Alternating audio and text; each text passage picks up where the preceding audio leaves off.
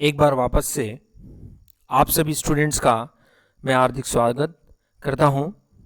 बच्चों, हमने टेक्सोनॉमी के अंतर्गत पिछली क्लास में बाइनोमियल नोमेनक्लेचर, उसके प्रिंसिपल्स, आईसीबीएन के प्रिंसिपल्स, डिविजन्स, चैप्टर्स, आईसीएन आदि आदि के बारे में अध्ययन किया था। आज हम टेक्सोनॉमी के एक और छोटे टॉपिक क्लासिफिकेशन और उसके प्रकार के बारे में अध्ययन करेंगे। आइए सबसे पहले हम ये जानने की चेष्टा करते हैं कि क्लासिफिकेशन यानी कि वर्गीकरण होता क्या है। असल में बच्चों, ये आप लोग छोटी क्लासेस में भी पढ़े हैं वर्गीकरण। मैं एक प्रैक्टिकल एग्जांपल लेकर के यदि आपको समझाने की चेष्टा करूं तो माना कि जैसे आप एक क्लास में गए और आपने अपने स्टूडेंट्स को बॉयज और गर्ल्स की कैटेगरी में, अर्थात उनके जेंडर के आधार पर, लिंग के आधार पर उनको दो समूहों में बांट दिया। यही क्लासिफिकेशन है, यही वर्गीकरण है। परिभाषा की दृष्टि से देखें अपन तो the arrangement of animals and plants in taxonomic groups according to their observable similarities and dissimilarities of characters is known as the classification. The grouping is done from less inclusive to more inclusive group until the organisms are assembled into a final most inclusive group. जो important बात यहाँ ध्यान देने की है वो ये है कि ग्रुप्स के अंदर जो ऑर्गेनिजम्स को डिवाइड किया जाता है वो कुछ इस प्रकार से अरेंज किया जाता है कि उनको लेस इंक्लूसिव से लगाकर मोर इंक्लूसिव की तरफ होते हुए मोस्ट इंक्लूसिव ग्रुप की तरफ, समूह की तरफ ले जाया जाता है।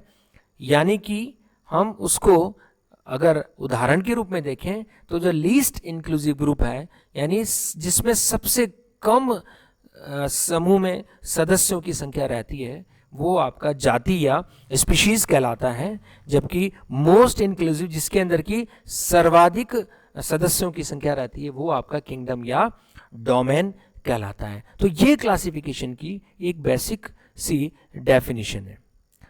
अब हम आगे चलें तो क्लासिफिकेशन जो है वो एक फिक्स सिस्टम ऑफ हायरार्की में काम करता है, यानी जो उनका क्रमागत ढांचा है उसको फॉलो करता है वो। यानी जो आप लोग छोटी क्लासेस में पढ़े भी हैं, स्पीशीज का समूह जीनस, जीनस का समूह फैमिली, फैमिली का समूह ऑर्डर, और इसी तरह से ऑर्डर का समूह क्लास, फिर डिवीजन या फाइलम, और लास्ट में सबसे बड़ा समूह किंगडम या जगत जिसको हम कहते हैं। इस प्रकार से हम उनको टैक्सोन में विभाजित करते हैं, समूहित करते हैं, क्लासिफाई करते हैं, और उन न केवल समूहित करते हैं उनको, बल्कि उनको हायरार्किकली यानी उनको क्रमिक रूप से अरेंज करने का कार्य भी करते हैं। यहां ध्यान रखने योग्य बात यह बहुत इंपॉर्टेंट है कि यदि एनिमल्स को हम क्लासिफाई कर रहे हैं तो वहां पर एटलीस्ट किंगडम और फाइलम आना बहुत ही आवश्यक होगा, और यदि हम प्लांट्स को क्लासिफाई कर रहे हैं तो वहां पर डिवीजन यानी प्रभाग का आना बहुत ही आवश्यक होगा। उसके अतिरिक्त जो समूहों का निर्माण होता है वो क्लास, ऑर्डर, फैमिली, जीनस और स्पीशीज होते हैं। अब हम ये चर्चा करने की बात करते हैं कि क्लासिफिकेशन क्यों करें। तो एक सीधी सी बात है कि हमें जो जीव जंतु हैं, या जो विशेषकर हम बॉटनी के स्टूडेंट होने के नाते कहें कि पौधों को याद रखना, उनको रिमेंबर करना, उनके बारे में वर्णन करना और उनको पहचान करना आसान हो जाता है यदि हम उनको समूह में विभक्त कर देते हैं। क्योंकि जब समान लक्षणों वाले पौधों को एक ही समूह में रखा जाता है तो हमें यद्यपि कोई भी पौधा मिले तो भी हम उसको देख करके लक्षणों के आधार पर कह सकते हैं अरे ये उस समूह से संबंधित पौधा है। उसी प्रकार से यदि हम कुछ आंकड़े जुटाने की कोशिश करें तो आज की तारीख में लगभग 2 मिलियन ऐसे ऑर्गेनिजम्स हैं जिनको कि क्लासिफाई किया जा चुका है on the basis of their similarities and dissimilarities of characters. तो समान लक्षणों वाले जीवों को एक समूह में रखा गया है। तो इसकी वजह से हमें उसको पहचानने में और उनका डिस्क्रिप्शन करने में आसानी होती है। यद्यपि वैज्ञानिक अभी भी ये बिलीव करते हैं, ये विश्वास रखते हैं कि इस पृथ्वी के ऊपर लगभग अभी और 8 मिलियन जीव शेष हैं जिनका वर्गीकरण किया जाना बाकी है, अर्थात कुल 10 मिलियन जीव वे पृथ्वी पर अस्तित्व में मानते हैं और उनका वर्गीकरण किया जाना बाकी भी है। और स्टीयर्न नाम के एक वैज्ञानिक जो गुजरे हैं, जिन्होंने 1980 में यह भी एक रिपोर्ट दी कि लगभग इस पृथ्वी के ऊपर अभी तक 4 लाख पादप प्रजातियों को रिपोर्ट कर दिया गया है विभिन्न वैज्ञानिकों के द्वारा। तो अब क्या संभव है कि हम इन 4 लाख पादप प्रजातियों को आसानी से याद रख सकें, उनका वर्णन कर सकें और उनको पहचान कर सकें? नहीं। तो इसके लिए हमें इनको वर्गीकृत करने की आवश्यकता होती है, इसके लिए हमें इनको क्लासिफाई करने की आवश्यकता होती है। जब हम क्लासिफाई करते हैं, अलग अलग समूह बनाते हैं इनके, उनके सिमिलर कैरेक्टरिस्टिक्स के बेसिस पर, तो हमें उनको आइडेंटिफाई करना आसान हो जाता है। एक और आंकड़ा है कि जो 75% पॉपुलेशन है अभी भी दुनिया की, वो अभी भी ट्रेडिशनल मेडिसिन के ऊपर, जो परंपरागत औषधियां जो हैं उनके ऊपर निर्भर रहती है। और याद रखें कि ये जो परंपरागत जो औषधियां हैं, ये हमें कुछ विशेष प्रकार के पौधों से प्राप्त होती हैं। उन्हीं पौधों के विभिन्न पादप अंगों, पत्ती, छाल, फल, बीज, इनको काम में लेकर के आज भी दुनिया की 75% जो जनता है, पॉपुलेशन है, वो विभिन्न रोगों का इलाज करती है। तो जब हम इन पौधों को समूहों में क्लासिफाई कर देंगे तो फिर हमें इनको पहचानना और इनकी उपयोगिता का वर्णन करना आसान हो जाता है। ठीक उसी प्रकार से एक और आंकड़ा आता है कि 80% जो आज की तारीख में जो हमारे इस पृथ्वी के ऊपर रहने वाले जीव हैं, वो जो अपनी जो ऊर्जा का जो इंटेक करते हैं, यानी जो कैलोरीज का जो इंटेक करते हैं, उसको प्राप्त करते हैं, वो लगभग 12 डोमेस्टिकेटेड प्लांट प्रजातियों से ही लेते हैं। बहुत ही चौंका देने वाला आंकड़ा है। यानी 80% जीव केवल 12 जो हमारी जो डोमेस्टिकेटेड जो प्लांट स्पीशीज हैं उनसे ऊर्जा प्राप्त करते हैं। तो यदि हम उनको प्रॉपरली क्लासिफाई नहीं करेंगे तो हमारे लिए बहुत मुश्किल हो जाता है उनको याद रखना, उनका वर्णन कर पाना। उसी प्रकार से एक और बात है कि लगभग 30,000 पादप प्रजातियां जो कि आज की तारीख में खाने योग्य हैं, एडिबल हैं। तो मैं फिर वही बात रिपीट करूंगा कि क्या उनको वर्गीकृत किए बगैर याद रखना, आइडेंटिफाई करना या उनका डिस्क्रिप्शन करना आसान होगा? मेरा ख्याल में उत्तर नहीं होगा। अतः हमें क्लासिफिकेशन किया जाना उनका बहुत ही आवश्यक होता है। आइए अब हम अपने वर्गीकरण या क्लासिफिकेशन के एक और भाग की ओर चलते हैं। मोटे मोटे तौर पर देखा जाए तो वर्गीकरण जैसा कि आप स्क्रीन पर देख रहे हैं 3 प्रकार के हैं: नेचुरल क्लासिफिकेशन, आर्टिफिशियल क्लासिफिकेशन और फाइलोजेनेटिक क्लासिफिकेशन। और ये जो 3 प्रकार हैं, इन्हीं तीनों प्रकार के बारे में हम आगे चर्चा करेंगे। आइए सबसे पहले क्लासिफिकेशन की चर्चा करते हैं और वो है हमारा आर्टिफिशियल क्लासिफिकेशन यानी कृत्रिम वर्गीकरण। ये बेसिकली इस प्रकार का वर्गीकरण है जो कि हमारी अपनी चॉइस के ऊपर बेस्ड होता है, हमारी अपनी कन्वीनियंस के ऊपर बेस्ड होता है और जो इजीली ऑब्जर्वेबल कैरेक्टर्स होते हैं। जैसे कोई पौधा है, उसका हैबिट क्या है, यानी कि वो हर्ब है, श्रब है या ट्री है, या उसका हैबिटेट क्या है, क्या वो स्थल पे रहता है, क्या वो जल में रहता है, जल में रहता है तो प्लावी है या डूबा हुआ सबमर्ज्ड है, या बहते हुए रनिंग वाटर में है या पैंदे में रहता है। इस तरह के जो कैरेक्टर्स जो हमें इजीली दिखाई दे जाते हैं। इसी तरह से उनकी फिनोलॉजी है, उनके जो प्लांट पार्ट्स की संख्या है, जैसे कोटिलिडन की संख्या है, 1 कोटिलिडन है, 1 बीजपत्र है, 2 बीजपत्र है। सो इजीली जो ऑब्जर्वेबल कैरेक्टर्स होते हैं जो कि हमें आसानी से दिखाई दे रहे हैं, उन्हीं में अगर मैं आगे शामिल करूं तो कुछ फ्लोरल कैरेक्टर्स यानी पुष्पीय लक्षण जैसे कि स्टामेन्स की संख्या, स्टामेन्स की लंबाई, कार्पल्स की संख्या, कार्पल की लंबाई, कार्पल का आपस में जुड़ना, कार्पल का आपस में पृथक रहना, यानी ये सारे ऐसे रैंडम हमारी अपनी सुविधा के ऊपर आधारित लक्षणों को बेस बनाया जाता है और उसके बेस पर हम पौधों को क्लासिफाई कर देते हैं या उनको समूहों में बांट देते हैं।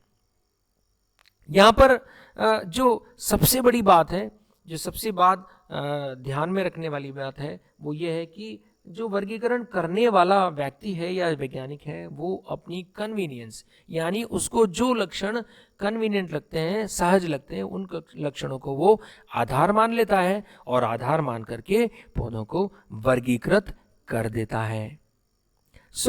ये पौधों को यद्यपि वर्गीकृत करते हैं, लेकिन जब समूह बनते हैं तो समूह में बांटने के लिए केवल कुछ लक्षणों को ही आधार मान करके वर्गीकरण किया जाता है।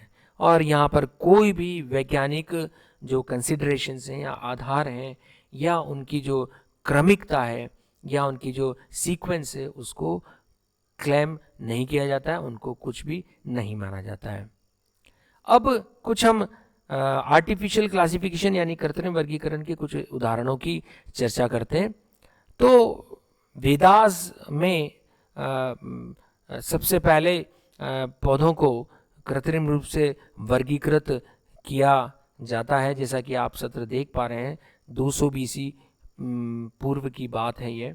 और यहाँ पर जो पौधों को वर्गीकृत किया जाता था वो केवल उनकी जो रिलीजियस इम्पॉर्टेंस है, धार्मिक जो महत्व है, उसके आधार पर उनको वर्गीकृत किया जाता था। थियोफ्रास्टस ने जो वर्गीकरण किया पौधों को, उनकी पौधों की आकार, आकृति और उनकी लाइफ टाइम यानी उनकी जो जीवन आयु है उसके आधार पर बांटा और उन्होंने हर्ब, श्रब और ट्री में पौधों को बांटा था। अब देख पा रहे हैं यहाँ पर केवल 2 ही लक्षणों को आधार माना है, अपनी कन्वीनियंस को आधार माना है। ठीक है, क्या आधार माना है? पौधे की जो साइज है वो और उसका जो लाइफ टाइम है। फिर उसके बाद एक साथ कई नाम जो आपके स्क्रीन पर डिस्प्ले हो रहे हैं, सेकेंडस हो, डायोस्कोरॉइडिस है, मैग्नस है, ब्रुनफेल्स है, बॉक है या फुक्स है। ये सारे लोगों ने जो पौधों को वर्गीकृत किया वो उनकी अपनी औषधीय उपयोगिता या मूल्य के आधार पर उनको वर्गीकृत किया। इनको हर्बलिस्ट भी कहा जाता है, लेकिन बॉटेनिकली या वनस्पतिक दृष्टि से इनकी बहुत ज़्यादा कोई उपयोगिता या महत्व नहीं रही गई है। फिर नाम आता है टॉनफोर्ड का। ये कृत्रिम वर्गीकरण की जो इतिहास है या जो कहानी है उसमें पहला सिग्निफिकेंट कंट्रीब्यूशन माना जाता है, क्योंकि इन्होंने फ्लावर और फ्रूट के कैरेक्टर्स को आधार मान करके पौधों को वर्गीकृत करने की चेष्टा की थी। और ये जो स्पीशीज और जीनस का जो डिफरेंस है वो भी इन्होंने ही सबसे पहले बताया था। और जैसा कि मैं समझता हूँ आप सभी लोग इससे भली भांति परिचित होंगे, कैरोलस लिनियस, जिसको कि कार्ल वॉन लिन्ने उनका जो वास्तविक नाम है से भी जाना जाता है, उन्होंने इसको करीबन 1707 से लगाकर 1778 के बीच में पौधों के जो सेक्सुअल बिहेवियर है, लैंगिक जो लक्षण है, उसके आधार पर पौधों को वर्गीकृत करने का प्रयास किया। विशेषकर जो स्टामेन और कार्पल है उनकी संख्या, उनकी लंबाई और उनका यूनियन यानी उनका संयोजन, उसके आधार पर पौधों को वर्गीकृत करने की कोशिश की। तो ये कुछ उदाहरण थे जो कि आर्टिफिशियल वर्गीकरण क्लासिफिकेशन को यहाँ पर रिप्रेजेंट करते हैं। आइए अब हम कुछ कृत्रिम वर्गीकरण आर्टिफिशियल क्लासिफिकेशन के एडवांटेजेस की चर्चा करते हैं वन बाय वन। तो ये बहुत ही सिंपल और आसान और सरल प्रकार के क्लासिफिकेशन होते हैं, तो इसलिए इनको याद रखना भी आसान होता है। और ये बहुत ही समय का बहुत ही बचाव करते हैं, समय ये बहुत ही लेस टाइम कंज्यूमिंग होते हैं। और क्योंकि कुछ ही 1 या 2 कैरेक्टर्स के ऊपर ये बेस्ड होते हैं, तो इसलिए इनको मैनेज करना भी आसान हो जाता है। और सबसे बड़ी अच्छी बात यह है कि इसमें जो बहुत ही कम जाने जाते हैं पौधे उनको भी आसानी से आप क्लासिफाई कर सकते हैं या कर पाते हैं। और इस तरह के क्लासिफिकेशन करने के लिए हमें बहुत ज़्यादा इंस्ट्रूमेंट्स की आवश्यकता नहीं होती। और एक बहुत अच्छी बात है आर्टिफिशियल क्लासिफिकेशंस की कि ये कैरेक्टर्स की जो चॉइस होती है उसको लेकर के बहुत ही स्पेसिफिक होते हैं, बहुत ही, यदि है तो ये वाला ग्रुप हो जाएगा और यदि वो लक्षण नहीं है तो दूसरा ग्रुप हो जाता है। तो ये कुछ एडवांटेज हुए। आइए अब हम डिसएडवांटेज की बात कर लेते हैं। और चूंकि आर्टिफिशियल क्लासिफिकेशन आज की तारीख में ऐतिहासिक महत्व ही रखते हैं तो बहुत ज़्यादा इसके फ़ायदे तो है नहीं, जो भी हैं वो हम कहें कि डिमेरिट्स या डिसएडवांटेजेस या अनुपयोगिता ही हैं। तो पहली अनुपयोगिता या जो डिसएडवांटेज है वो यही है कि ये यूनिवर्सली एप्लीकेबल नहीं है, यानी इनको सार्वत्रिक रूप से ग्रहण नहीं किया जाता विश्व में। और ये कोई बहुत ज़्यादा आपको पौधों के बारे में प्रेडिक्शन या उनके बारे में अनुमान नहीं देते कि कौन सा पौधा किस समूह से वास्तविक रूप से संबंधित हो सकता है। चूंकि यहाँ पर लक्षणों की जो चॉइस है या उनका जो सिलेक्शन है, चयन है, वो बहुत ही आर्बिट्रेरी होता है, अर्थात हम अपनी कन्वीनियंस के हिसाब से उन लक्षणों का चयन कर लेते हैं। यही वजह है कि जब इस प्रकार के वर्गीकरण द्वारा समूहों का निर्माण होता है तो वो समूह एक दूसरे से क्लोजली रिलेटेड नहीं रहते हैं, यानी उनके बीच में कोई कोरिलेशन या सहसंबंध नहीं पाया जाता है। और यही वजह है कि एक और डिसएडवांटेज निकल के आता है कि बहुत ही अनरिलेटेड जो टैक्सा है वो भी एक ही समूह में रख दिए जाते हैं, जबकि उनके मध्य कोई सहसंबंध या कोरिलेशन नहीं होता। तो ये कुछ बातें थी आर्टिफिशियल क्लासिफिकेशंस की। अब आता है नेचुरल क्लासिफिकेशन। तो सर्वप्रथम इस प्रकार के वर्गीकरण का प्रारंभ जीन बाउहिन ने 1623 में इंट्रोड्यूस किया था, प्रारंभ किया था। और ये वो वर्गीकरण है जो कि सारे प्राकृतिक लक्षणों और उनके उन जो पौधे हैं उनकी जो सहसंबंधता है, एफिनिटीज हैं, उसके ऊपर आधारित होते हैं। और इसमें जो ऑर्गेनिजम्स हैं, जीव हैं, उनको जो कैरेक्टर्स हैं उनकी अधिकतम संख्या को कंसिडर करके और जो सिमिलरिटीज ऑफ कैरेक्टर्स हैं उसके बेसिस पर एक ही समूह में रखा जाता है। यहाँ जो पॉइंट करने वाली बात है वो ये है कि यहाँ अधिकतम हाईएस्ट नंबर ऑफ कैरेक्टर्स को कंसिडर किया जाता है, अर्थात यानी अगर कोई 5 जीव हैं, 5 पौधे हैं और उनके बीच में अधिकतम लक्षणों में समानता है, लेकिन 3 पौधे ऐसे जिनमें कि और अधिक लक्षणों में समानता है, तो वो 3 एक समूह में चले जाएंगे, जबकि 2 होंगे वो उनसे भिन्न हो जाएंगे। तो ये एक और विशेषता है नेचुरल क्लासिफिकेशन की। उसी तरह से इसके अंदर एक लक्षण बहुत इंपॉर्टेंट नहीं होता है, जो टोटलिटी ऑफ कैरेक्टर्स है, यानी लक्षणों की अधिकतम समानता और असमानता, वो बहुत इंपॉर्टेंट होती है।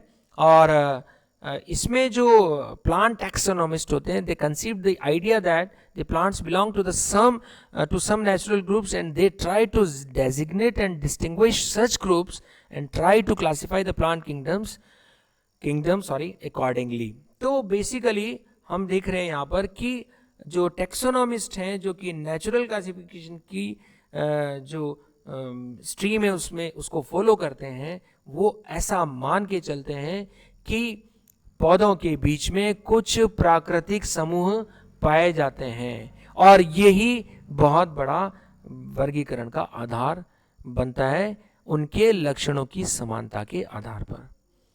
अब आइए कुछ हम नेचुरल क्लासिफिकेशन के एग्जाम्पल्स की चर्चा करते हैं।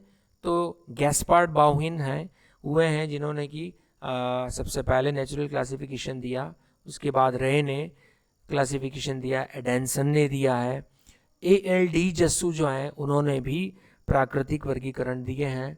और उन्होंने जो पौधों का जो प्राकृतिक वर्गीकरण दिया है वो नंबर ऑफ कॉटिलिडन, बीज पत्रों की संख्या, पेटल्स की संख्या और स्टामिन की संख्या के आधार पर दिया है। उसी तरह से रॉबर्ट ब्राउन ने जो ऊतक की संरचना है उसके आधार पर पौधों को वर्गीकृत किया है, और वो भी एक प्राकृतिक वर्गीकरण की कैटेगरी में रखा जाता है। एपिडिकंडोल जो है उन्होंने जो हमारे संवहन ऊतक होते हैं उनके आधार पर नेचुरल क्लासिफिकेशन दिया। अल्फोंसे ने भी इसी तरह से एक और नेचुरल क्लासिफिकेशन दिया, लेकिन जो वर्तमान में मैं ऐसे कहूँ बहुत ही इम्पॉर्टेंट बात है कि बेंथम और हुकर ने जो कि बीजों के लक्षणों के आधार पर समस्त बीजीय पादपों को वर्गीकृत किया था, वो आज की तारीख में सबसे पॉपुलर, सबसे फेमस प्रकार का नेचुरल क्लासिफिकेशन है। और मैं यहाँ फिर मेंशन करूँ कि दुनिया के बहुत बड़े बड़े पादप संग्रहालय, म्यूजियम और बॉटेनिक गार्डन्स जो हैं इसी बेंथम हुकर वर्गीकरण के ऊपर आधारित हैं। आइए हम नेचुरल क्लासिफिकेशन के कुछ एडवांटेजेस या फ़ायदे की बात करें। तो ये जो क्लासिफिकेशन होते हैं वो बहुत ही इंक्लूसिव होते हैं, अर्थात इसके अंदर अधिकांश लक्षणों को समावेशित कर लिया जाता है, और ये आपको इसीलिए एक बहुत ही अच्छा अनुमान देते हैं उनकी पौधों के समूह की रैंक का, कौन सा रैंक में कौन से लक्षण वाले पौधे होंगे। उसी तरह से ये टैक्सोनॉमिक हायरार्की को बहुत ही अच्छे तरीके से एक्सप्लेन करते हैं। जो पहले मैंने आपको बात बताई, स्पीशीज से लगाकर जो किंगडम तक का जो हायरार्कियल सिस्टम है टैक्सोन्स का, उसको बहुत अच्छे तरह से ये एक्सप्लेन करते हैं। और ये जो कैरेक्टर्स की जो या प्रॉपर्टीज़ की जो जो सिमिलरिटीज़ है वो उसको प्रेडिक्ट करने में एक जाति से दूसरी जाति में बहुत मदद करते हैं। और ये भी ये एक्सप्लेन करते हैं कि जो अलग अलग समूहों के जो सदस्य होते हैं वो हेरिडिटरी पैटर्न में यानी आनुवंशिक लक्षणों में एक सिमिलरिटी शो करते हैं। आगे हम चलें तो नेचुरल क्लासिफिकेशंस के जो डिसएडवांटेज हैं उसकी चर्चा करें। तो देखिए ये जो आर्टिफिशियल क्लासिफिकेशन की अपेक्षाकृत ये ज़्यादा कॉम्प्लेक्स हो जाते हैं, क्योंकि इन क्लासिफिकेशंस के अंदर बहुत अधिक लक्षणों को, अधिकतम लक्षणों को समावेशित किया जाता है। अगर आपने मेरे पिछले लेक्चर को बेंथम हुकर को वाले क्लासिफिकेशन को देखा हो तो उसमें हम देखते हैं कि 210 फैमिलीज़ को समावेशित किया हुआ है, कई सारे लक्षणों को इंक्लूड किया हुआ है। तो ये स्वयं ही जटिलता उत्पन्न कर देता है, और जब बहुत सारे लक्षण समावेशित किए जाते हैं तो ये हमारे लिए याद करना कम्बरसिव हो जाता है, हमारे को उसको फॉलो करना कम्बरसिव हो जाता है, और टाइम कंज्यूमिंग भी हो जाता है। अब एक और जो बहुत बड़ी कमी है इस प्रकार के वर्गीकरणों में वो ये है कि जो बहुत ही कम जाने जाते, पुअरली नोन जो प्लांट्स हैं, बहुत कम जाने जाते हैं, उन प्लांट्स को पूरी तरह से क्लासिफाई करना या उनके साथ जस्टिस कर पाना और उनको सही समूह में रख पाना बड़ा मुश्किल होता है। और ये एक बहुत ही बड़ी कमी है इनमें कि यदि हम कोई एक सिंगल प्रॉपर्टी को लेकर के बहुत सारे प्लांट्स को हम क्लासिफिकेशन या उनके ग्रुप्स की स्टडी करते हैं तो वो हमारे लिए इन तरह के क्लासिफिकेशन में अध्ययन करना मुश्किल होता है, क्योंकि इसमें बहुत सारे लक्षणों को समावेशित किया जाता है। तो इस प्रकार से हमारे पास ये दो प्रकार के क्लासिफिकेशंस की चर्चा हो गई, आर्टिफिशियल क्लासिफिकेशन और नेचुरल क्लासिफिकेशन। आइए हम तीसरे क्लासिफिकेशन की बात प्रारंभ करते हैं, फाइलोजेनेटिक क्लासिफिकेशन। यहाँ देख रहे हैं आप शब्द में ही एक आवाज़ आ रही है, फाइलोजेनेटिक यानी फाइलोजेनी, और फाइलोजेनी यानी जाति व्रत किसे कहते हैं हम, फाइलोजेनी अर्थात evolutionary history of an organism, अर्थात किसी भी जीव की जो जाति वृत्तीय इतिहास है, यानी उसके जैव विकास का जो क्रम है, जैव विकास का जो इतिहास है, अर्थात वो कहाँ से उत्पन्न हुआ है, उसके जो एंसेस्टर्स हैं, इस सब बातों का अध्ययन वो फाइलोजेनी कहलाता है। यानी बात क्लियर हुई, फाइलोजेनेटिक क्लासिफिकेशन क्या होगा, जिसमें कि हम न केवल लक्षणों को आधार मान करके समूहों में पौधों को बांटेंगे, बल्कि उसमें समूहों में बांटने के साथ साथ फाइलोजेनी अर्थात जाति वृत्त को अर्थात उनके जैव विकास के क्रम को भी समावेशित करेंगे। अब जब ऐसा किया जाएगा, समावेशित किया जाएगा, तो हम देखेंगे कि न केवल लक्षणों के आधार पर समूहों में बांटा जा रहा है जीवों को, बल्कि जो सबसे पूर्व है यानी जो आद्य है, प्रिमिटिव है, उसको पहले रखा जाएगा उस जीव को, और जो एडवांस्ड है वो सबसे बाद में रखा जाएगा, क्योंकि इवोल्यूशनरी हिस्ट्री यानी फाइलोजेनी को कंसिडर किया जा रहा है। यही कारण है कि वर्तमान समय में इस प्रकार के क्लासिफिकेशन, फाइलोजेनेटिक क्लासिफिकेशन सबसे लेटेस्ट माने गए हैं, सबसे आधुनिक माने जाते हैं। इन प्रकार के जो वर्गीकरण है इनको बहुत ही माइक्रो स्केल पर यानी सूक्ष्म तरीके से किया जाता है समूह में जीवों को बांटने के लिए।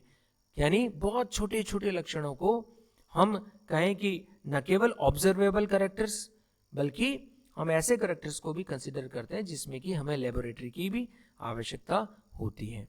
और इसकी जो बुनियाद रखी गई है वो डार्विन की जो बुक थी ऑरिजिन ऑफ स्पीशीज, वहीं से रखी गई है, क्योंकि वहीं से कॉन्सेप्ट निकल के आया था इवोल्यूशन, और वहीं से निकल के आया था survival of fittest natural selection. और यही वजह है कि जो सबसे पहला फाइलोजेनेटिक क्लासिफिकेशन दिया गया था वो था ऑगस्ट विलहेल्म आइकलर द्वारा, और वो 1883 में दिया गया था। बड़ा पॉपुलर क्लासिफिकेशन है वो भी। और जैसा मैंने आपको पहले बताया कि इस प्रकार के वर्गीकरण इवोल्यूशनरी हिस्ट्री यानी कि जैव विकास के इतिहास यानी इवोल्यूशनरी डिसेंडेंट्स के ऊपर आधारित होते हैं। और हम कहें कि ये वर्गीकरण फाइलोजेनेटिक कैरेक्टरिस्टिक्स के ऊपर आधारित होते हैं किसी भी एक प्रजाति के लिए। चलिए साहब, अब हम कुछ एग्जाम्पल्स की चर्चा करते हैं जो कि फाइलोजेनेटिक क्लासिफिकेशन के बताए गए हैं। सबसे पहले, जैसा मैंने पहले बोला, आइकलर ने फाइलोजेनेटिक क्लासिफिकेशन दिया, उसके बाद एंगलर और प्रेंटल ने अपना जो क्लासिफिकेशन दिया। यहाँ जो एमएससी के स्टूडेंट्स हैं वो याद रखें, एंगलर क्लासिफिकेशन हमारे सिलेबस में भी है बेंथम हुकर के बाद। और उसके बाद आप देख ही रहे हैं स्क्रीन के ऊपर, बेसे का क्लासिफिकेशन है, और फिर उसके बाद वेटस्टीन का क्लासिफिकेशन भी इसी कैटेगरी में आता है। सोकैल एंड स्नीथ का क्लासिफिकेशन भी फाइलोजेनेटिक माना जाता है। हेनिंग्स का क्लासिफिकेशन भी फाइलोजेनेटिक, हेलियर का भी। और फिर जो हमारे सिलेबस की दृष्टि से जो महत्व रखता है वो है आपका हचिनसन का क्लासिफिकेशन, जो कि 1884 से 1972 के बीच में किया गया कार्य है। तख्तजन एक और हमारे सिलेबस से रिलेटेड क्लासिफिकेशन देख भी रहे हैं आपकी, काफ़ी लेटेस्ट है, 1980 में दिया गया। क्रॉन्क्वेस्ट का क्लासिफिकेशन, डालग्रीन का क्लासिफिकेशन, थॉर्ने का क्लासिफिकेशन, और आज की तारीख में वर्तमान में जो APG सिस्टम चलता है, एंजियोस्पर्म फाइलोजेनी ग्रुप सिस्टम, जो कि समय समय पर रिवाइज होते जा रहे हैं, 1998 में, उसके बाद 2003 में, उसके बाद 2009 में। तो ये सारे ही APG system, this is the most modern phylogenetic system of classification, APG system. और जैसा कि आप पूरी लिस्ट आपके सामने प्रदर्शित है, इस प्रकार से हमारे मोटे मोटे तौर से ये फाइलोजेनेटिक क्लासिफिकेशन है। और मैं फिर आपको यहाँ बताता चलूँ, एंगलर, प्रेंटल, हचिनसन और तख्तजन का क्लासिफिकेशन हमारे सिलेबस में भी है, जिसकी चर्चा हम अगले की क्लासेस में करेंगे। आइए अब हम कुछ फाइलोजेनेटिक क्लासिफिकेशन के एडवांटेजेस की चर्चा करते हैं। तो पहली बात तो है ही, आप जैसा जान रहे हैं कि पहले आर्टिफिशियल क्लासिफिकेशन आया, फिर नेचुरल क्लासिफिकेशन आया। तो ये थर्ड डायमेंशन है जो कि क्लासिफिकेशन के क्षेत्र में काम किया जा रहा है। और सबसे इम्पॉर्टेंट बात है कि इसके अंदर पास्ट हिस्ट्री यानी कि जो जैव विकास का क्रम है उसको भी इंक्लूड किया जाता है। और ये बहुत ही ज़बरदस्त हायर प्रेडिक्टिव कैपेसिटी रखता है किसी अन्य प्रकार की क्लासिफिकेशन से, क्योंकि इसके आधार पर आप बता सकते हैं कि जैव विकास का क्रम क्या रहा है और आगे आने वाले समय में भी क्या रह सकता है। उसी तरह से हम इसका एक और एडवांटेज देख सकते हैं कि ये बहुत ही डिटेल्ड और साइंटिफिक होता है। और ये किसी भी प्लांट फैमिली की इवोल्यूशनरी हिस्ट्री को बहुत ही सुविधाजनक तरीके से बता देता है कि इसके एंसेस्टर्स यानी उसके जो पूर्वज पौधे हैं वो इस प्रकार के लक्षण रखते थे। ये कुछ एडवांटेज हुए। अब हम डिसएडवांटेजेस यानी कि जो इसके नुकसान हैं, जो इसकी कमियां हैं, उनकी बात करें तो बहुत ही बड़ी कमी तो इनकी ये है कि इसमें कॉम्प्लेक्सिटी लेवल जो है बहुत ही बड़ा है, अर्थात बहुत ही जटिल प्रकार के क्लासिफिकेशन है, क्योंकि इसमें जब जैव विकास का क्रम जोड़ दिया जाता है तो फिर हमें पहले आने वाले जीवों को पहले, बाद में फिर उनसे विकसित होने वाले जीवों का समूह, फिर उनसे विकसित होने वाला, तो एक अपने आप में कॉम्प्लिकेसी या जटिलता क्रिएट कर देता है। ये टाइम कंज्यूम और कम्बर्सिव है, बड़ा मुश्किल होता है इस प्रकार के वर्गीकरणों को याद रख पाना। और इसमें फिनोटाइपिक कैरेक्टर्स जो होते हैं यानी जो एक्सटर्नली ऑब्जर्वेबल कैरेक्टर्स हैं उनको कोई इंपॉर्टेंस ही नहीं दी जाती है। अरे भाई, हमें जो पुष्प में लक्षण दिख रहे हैं, चाहे वो कलर हो, चाहे स्टामेन हो, चाहे कार्पल हो, चाहे पेटल हो, चाहे उसका एस्टिवेशन हो, चाहे प्लेसेंटेशन हो, सीड हो, फ्रूट हो, उसकी कोई इंपॉर्टेंस बहुत ज़्यादा दी नहीं जाती। यहाँ पर फाइलोजेनी को बहुत ज़्यादा इंपॉर्टेंस दी जाती, जो कि एक बहुत बड़ी बाद में कमी इसकी बन जाती है। एक और कमी है कि यहाँ पर same looking species can be group together if they share common phylogeny, यानी कि जबकि वो डिस्टेंट लेवल को बिलोंग करते हैं, लेकिन चूंकि उनकी फाइलोजेनी सेम है, अगर दो डिफरेंट स्पीशीज की, तो भी हम उसको एक ही समूह में रख देते हैं। ये इसकी बहुत बड़ी कमी है। तो इस प्रकार से हम देख रहे हैं बच्चों कि ये 3 प्रकार के क्लासिफिकेशन हैं। मैं समझता हूँ कि कोशिश की आपको यहाँ पर ये समझाने की, और कोई बहुत जटिल और बड़ा टॉपिक भी नहीं है, आप लोग छोटी क्लासेस में पढ़े हैं। फिर भी इससे संबंधित कोई क्वेरी या क्वेश्चन है या आपको कोई शंका है तो आप मेरे को क्वेश्चन कर सकते हैं ग्रुप में भी, अर्थात अथवा आप यूट्यूब चैनल पे भी एक कमेंट क्वेश्चन के रूप में छोड़ सकते हैं। Thank you so much.